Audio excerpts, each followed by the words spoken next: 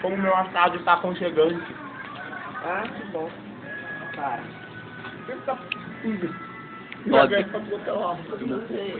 Quanto que é o seu pastel, Fernando? É de R$4 meu pastel. E o seu assado, quanto que é? 1,80. Meu pastel é de R$3.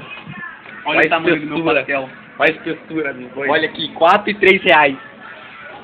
Tem, o que tem dele? Fala o que tem. O meu tem queijo, frango, presunto, queijo e orégano. E tem cheddar também. O quê?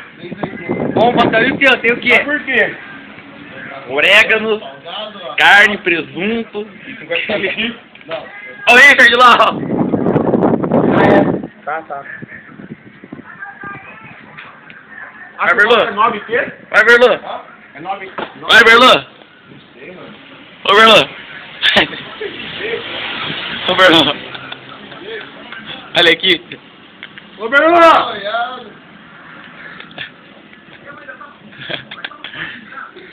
Oi. Filma o Pepe agora pra gente. Pepe. Não, o Pepe ali, ó. E aí, Pepe? Firmeza, Pepe? Tudo bom? Pega essa. Ô, Pepe! Ai, que chato, acho que aquela é uma Hornet. Olha o Johnny, o moleque mais idiota da turma.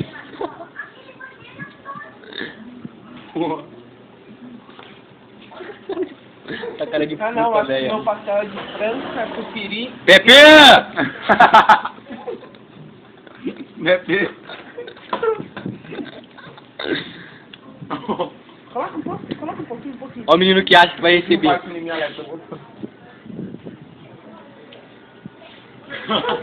Bicha louca mesmo, é isso? Tá mais na pão, agora que só tem massa. Novamente.